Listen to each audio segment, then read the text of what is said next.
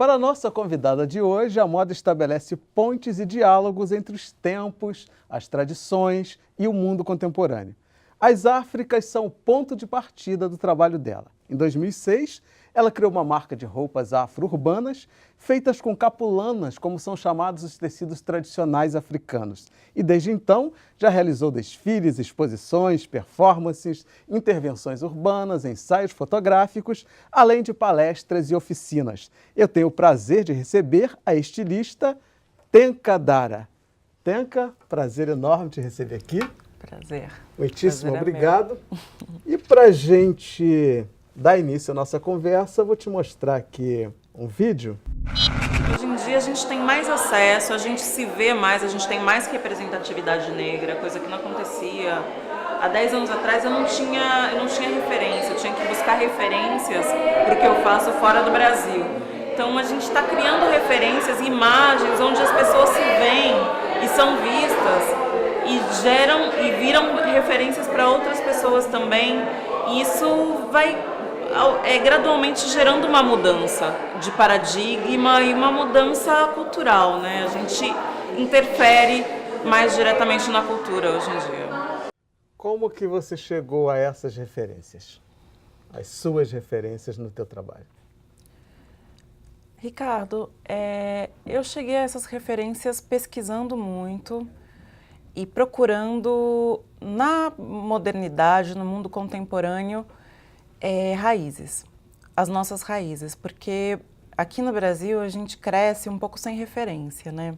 O negro brasileiro agora se descobriu negro, é muito recente isso pra gente, agora a gente percebeu que a importância de conhecer o passado, né? Através de símbolos, de mitologias, de histórias, a gente está se inteirando que existe uma história que é anterior à história do Brasil.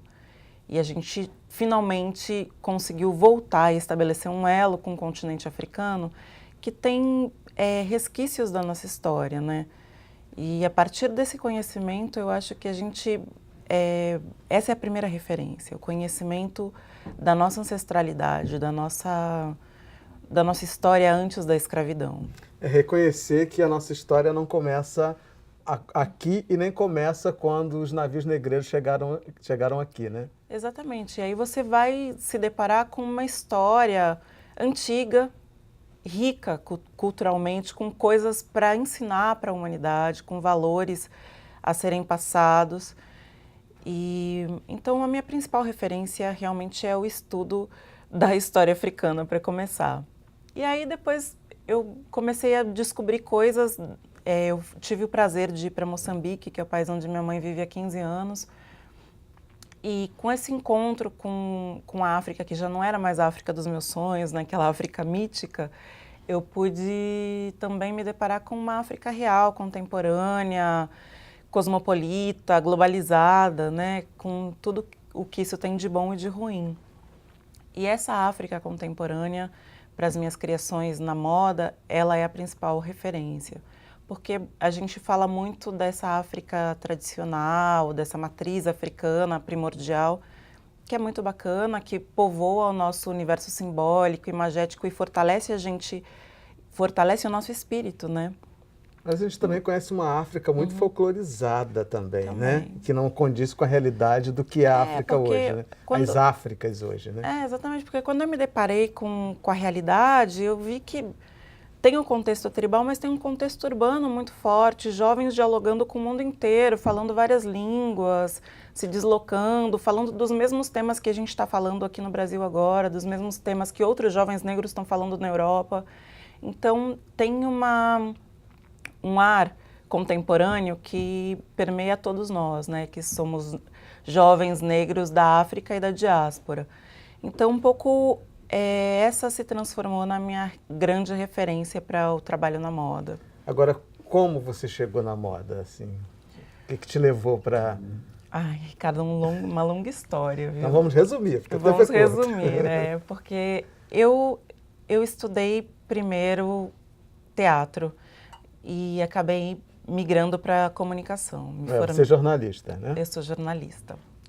Coleguinha. Exatamente, eu migrei para comunicação e comecei a pesquisar a África e a diáspora no meu trabalho de jornalista, né? Porque eu sempre trabalhei com jornalismo cultural e eu comecei a pesquisar essa diversidade da África e das manifestações africanas na África e aqui na América Latina. Então, esse contato me fez ter isso como diretriz na vida. E a moda surgiu porque eu acho que a moda ela tem um apelo muito grande. Ela comunica muito rápido, né? Você tem um discurso antes mesmo de se apresentar, através da roupa que você usa. Então, eu escolhi a moda porque ela tem esse alcance, né? Escrevendo textos. Ela chega primeiro, né? Ela chega primeiro. O teu cabelo, a roupa que você veste, primeiro. o acessório que você usa, diz muito sobre você, Exatamente. do que você pensa, da tua atitude, né? E eu sempre tive isso comigo, sempre me vesti do que eu acredito, né? Me vesti de mim mesma. E eu sempre soube da força que isso tem. Então, essa força, acho que pelo fato de eu me vestir como eu queria, como eu acreditava que eu era, assim, como eu queria me mostrar para o mundo, começou a gerar o interesse de outras pessoas, porque a gente tinha um buraco na moda brasileira, onde a moda identitária, uma moda original, que falasse de questões étnicas, culturais, ela sempre esteve em falta no mercado da moda brasileira, né? Então, quando eu comecei a falar disso, o interesse de outras pessoas surgiu e esse interesse foi o que me motivou a produzir mais roupas. Uma amiga que viu e falou, nossa, eu quero uma roupa dessa. E eu comecei a fazer roupa para as minhas amigas. E a demanda só cresceu, porque realmente era um buraco no mercado que precisava ser preenchido. A Baobá surgiu dessa necessidade de alguém fazer moda com identidade. E por acaso eu estava lá. E comecei a fazer também porque tinha muito sentido para mim. Eu não encontrava, eu sempre gostei de roupa, de estilos, e eu não encontrava uma coisa que tivesse ao meu alcance. E era tudo muito orgânico para você, né? Muito que já orgânico. Vinha de uma pesquisa, de uma experiência, né? Foi um pouco, as coisas foram se dando muito naturalmente. Eu falo que tem coisas que pedem para acontecer. E eu acho que a moda na minha vida é isso, ela pediu para acontecer. Que bom, e a gente que ganhou com isso. Vou te mostrar aqui mais um vídeo. Eu queria saber um pouquinho de cada um, porquê da moda como escolha, e eu queria que vocês falassem um pouquinho sobre o papel político que a moda tem. Por uma questão de autoestima, acho que sempre foi, a moda para mim foi sempre uma questão de defesa, né? O me vestir, o eu me trajar sempre foi uma armadura para mim, para eu conseguir driblar algumas coisas, algumas questões como autoestima, como o real empoderamento, sabe? Isso tudo foi sempre uma condição para eu conseguir me sentir melhor nos espaços e circular nos espaços onde eu circulava desde muito jovem. E por isso que eu acho que eu escolhi moda por causa disso. E eu acho que a geração do momento, a gente vai olhar isso como uma coisa que é um movimento político, sim, assim como teve o movimento Black Power no final dos 60, começo dos 70, e vai começar a entender que realmente aqui no Brasil isso foi um movimento importante. Começou com imagem, mas imagem também é política. Você está ali com autoestima, pronta para, sei lá, ocupar o mercado de trabalho, para mostrar sua opinião, para não ser acuar, enfim, recuar diante de alguma coisa que desempenha a sua imagem, ou, sei lá, do maquiador que fala do seu nariz, ou da sua estética afro, entendeu? Que é o que acontece, volta e meia. E você ter um poder de voz e de ouvido para você escutar e para você falar, eu acho que isso é uma ferramenta política e eu acho que a moda tem muito a ver. Então, ela fala em poder de voz, né? A moda proporciona isso, né? Porque como foi dito aí, a moda pode ser uma atitude política. E eu acho que na história dos povos, na história dos povos que são discriminados, eu acho que a moda, a vestimenta, o acessório tem muito essa força, né? Essa força política. Você vê dessa forma? Você pensa sobre isso? Como é que é? Ricardo, A moda, ela pode ou não ter um papel político. Isso é uma escolha, né, de cada um. Eu fiz um caminho que é político. Tem gente que é completamente desligada desse caminho, que segue tendências e se um dia tá na moda falar do Che Guevara e da Frida Kahlo, a gente fala da Frida Kahlo e do Che Guevara. Se não está na moda, se eles são execrados pela sociedade, a gente vai falar de outro assunto. Tem essa moda também. Só que a gente pode optar porque a moda, como eu falei, ela tem um apelo que é fortíssimo, ela tem uma chegada imediata. E então você pode aproveitar essa plataforma que por muita gente é usada de maneira efêmera, né, como de maneira artificial. Você pode usar essa plataforma como uma maneira de dizer o que você pensa, o que você acredita, o que você espera da sociedade. Então, a moda tem um papel político desde que você escolha atuar politicamente através da moda que você faz. E essa é uma escolha que a gente fez, porque eu venho de uma história de militância, eu sou militante desde a barriga dos meus pais, então não tinha muito como fugir dessa questão política. Agora, dá para unir essa atitude política com empreendedorismo, com business? Então, como é que é essa equação? Essa sempre foi uma grande pergunta para mim, porque como que você alia a arte de protesto com a estética, né? com uma criatividade, com um pensamento estético? Eu acho super possível. Eu acho que a gente não pode perder esse caráter, né? O caráter de falar da beleza, que é algo que transcende ao material, né? E acho que isso está no trabalho que a gente faz também, não pode deixar de estar, porque é isso que encanta as pessoas, inicialmente. Mas por trás do belo tem um discurso, e a gente procura sempre falar disso nas entrelinhas, né? Mas a primeira chegada, o que realmente encanta quem olha as roupas que a gente faz é a beleza das cores, das tramas, das estampas e das misturas que a gente propõe, né? Então, as duas coisas estão presentes. Depois a gente começa a mandar aquela letra. Então a coisa dá certo, né? Dá certo, é super possível. Não é porque você é político que você vai usar uma camiseta branca com uma frase de protesto escrita só. A gente usa camiseta branca com frases de protesto, mas a gente procura elaborar também. De preferência com bastante cor, né? Exatamente, a gente mistura tudo com muitas cores. Então, e assim eu vou para o intervalo, mas é rapidinho. Fica aí com a gente.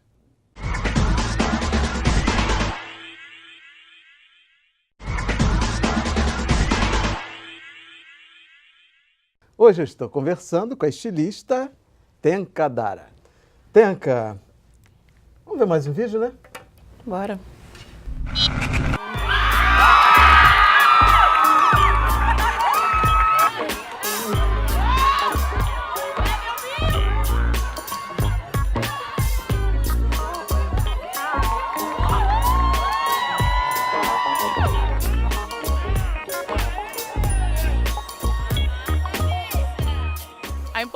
Esse evento Empoderamento Crespo, ele é importante para mim porque ele desconstrói essa imagem que a gente tem de que o crespo não é bonito, de que o preto não é bonito, de que a pele preta não é bonita.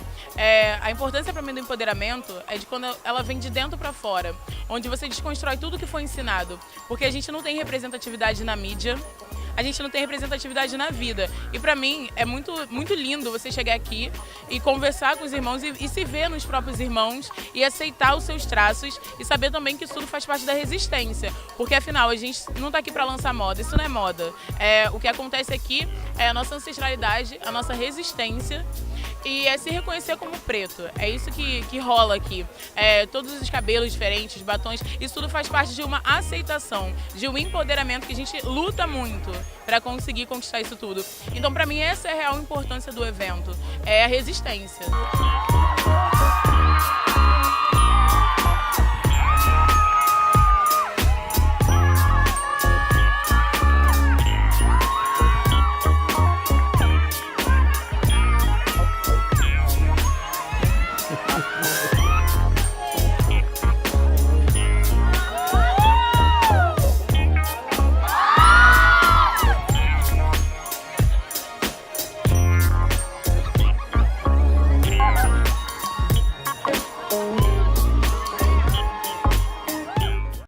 Muito bacana. Eu quero falar de duas coisas. Um é o empoderamento pela estética, né? Como que você vê isso? Você acredita que é possível isso, se empoderar pela estética? Ah, eu só acredito nisso, assim, né?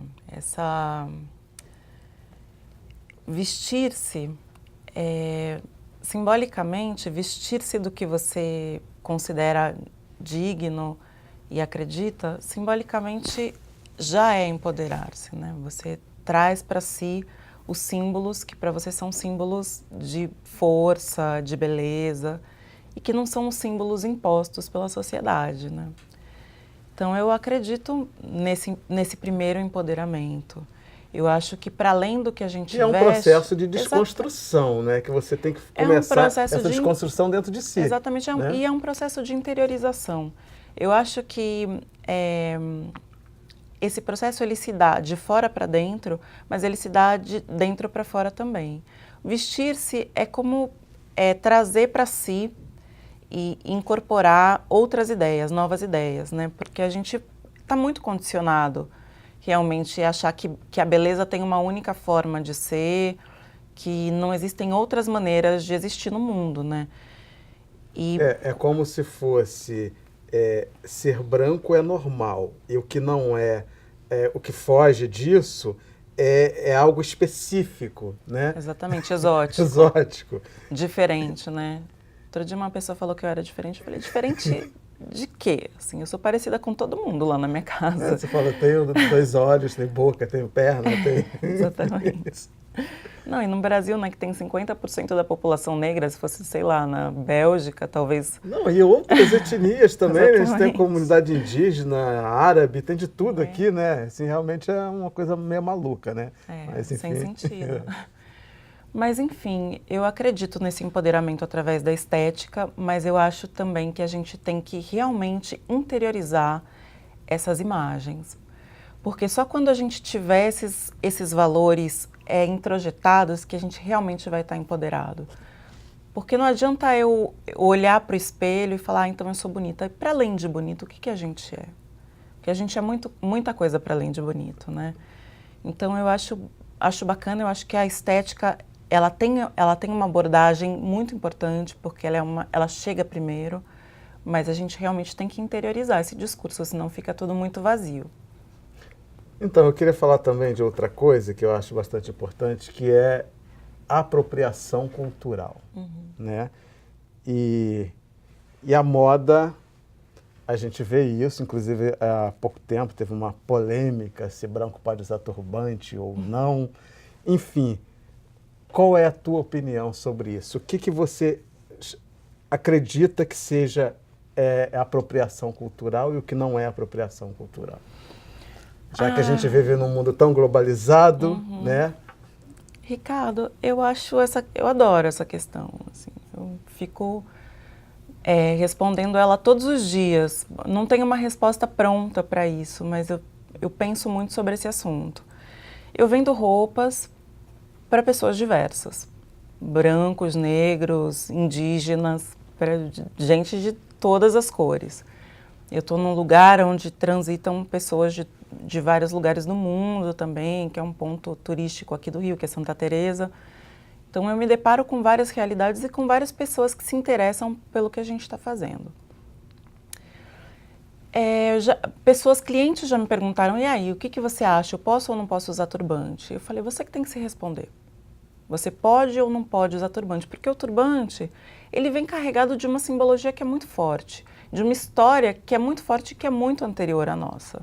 Você acha que você pode usar turbante? Porque quando a gente veste não dá para usar coisa, sem ter conhecimento disso, sem ter essas referências. Exatamente, sem ter ideia do que é que você está vestindo. Para você ter respeito por aquilo. Exatamente, porque quando a gente veste alguma coisa, a gente carrega com a gente aquela história.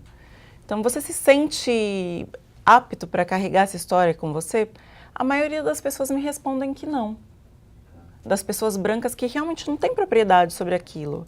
Elas não têm... Porque não é uma fantasia, né? Exatamente, não é uma fantasia. É uma história e é carregada de símbolos, é carregada de sentido para a gente. Então, eu também só coloco o turbante quando aquilo faz muito sentido para mim, porque eu sinto o peso da coroa. A coroa pesa e não é qualquer cabeça que carrega uma coroa. Então, eu acho que eu boto essa questão para as pessoas brancas que querem vestir o turbante, para as pessoas negras também. Porque a gente, às vezes, se coroa antes mesmo de se tornar rainha. Então, De ter condições de carregar, de conseguir carregar a coroa, né? Exatamente.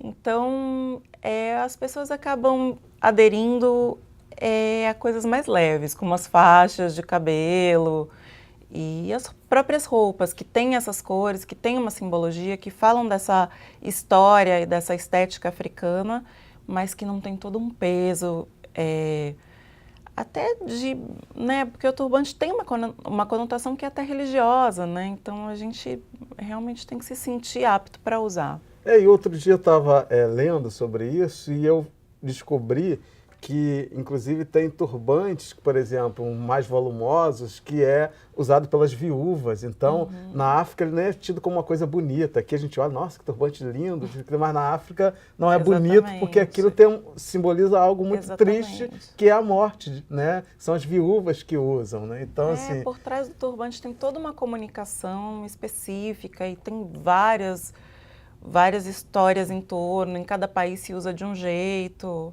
Eu uso uma amarração de turbante que é típica de Moçambique, que eu conheço e que é das mulheres jovens, assim, que é mais floral, mais alegre mesmo. Mas tem milhões de histórias em torno do turbante. Então, acho que é legal a gente vestir um pouco e se inteirar sobre o que aquilo representa, E né? sem esquecer que nós estamos falando de Áfricas, no plural, né? Exatamente. Que a gente esquece muito isso, principalmente aqui no Exatamente. Brasil. Já acha que é uma coisa só, né? E são diversas culturas, né?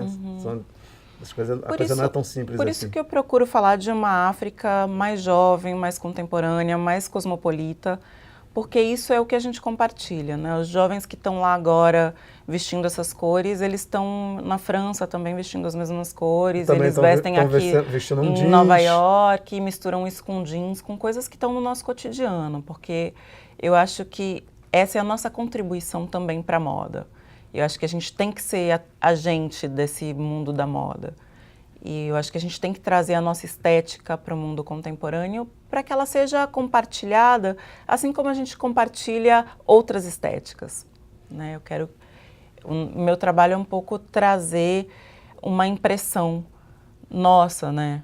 E uma identidade nossa para a moda.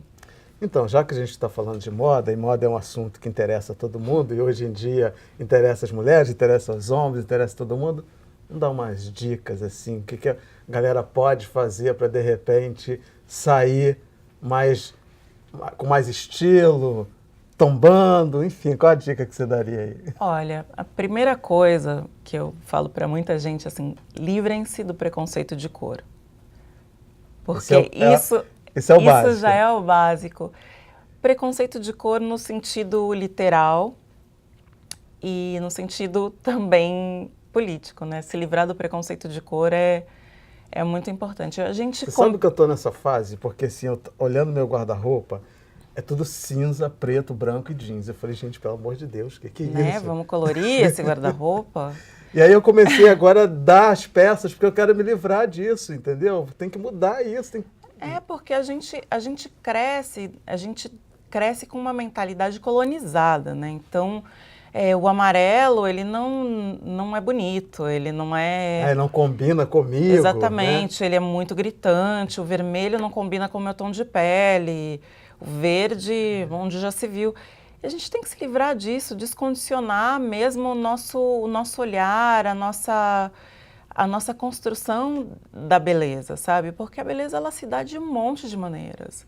E eu acho super digno ser bonito de verde, de amarelo, de rosa, fúcsia, com todas as cores mesmo. Eu quero levar essas cores para o mundo. Isso também é uma maneira de intervir, né? na estética e na moda. Então, a minha primeira dica é essa. Tá. Vamos colorir. Depois desse passo, vamos ao segundo passo. Segundo passo também tem a ver com a descolonização das ideias. A gente acha que ser elegante tem a ver com seguir os padrões impostos Que são pela moda, eurocêntricos e que não tem absolutamente nada a ver com a gente. Aí ser bonito é ser magérrimo, ser bonito é parecer com o que você não é. Então, É fazer aquela maquiagem para filar o nariz, né? exatamente. Outra coisa é se libertar disso, porque aí sim a gente encontra a nossa própria maneira de ser bonito. Porque o que eu acho que a beleza, ela é uma construção de cada um.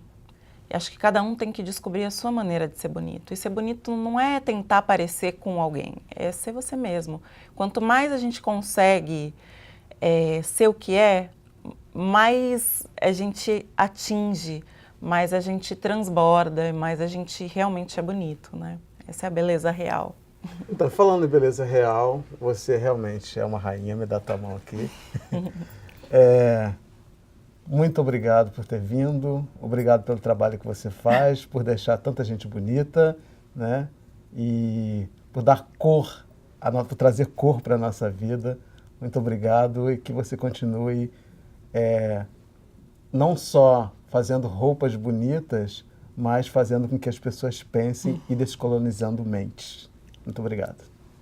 Eu conversei com a estilista Tenka Dara e para rever essa entrevista ou qualquer edição do programa, basta acessar www.alerj.rj.gov.br ou cultine.com.br. Obrigado pela companhia e até o próximo encontro. Eu te espero.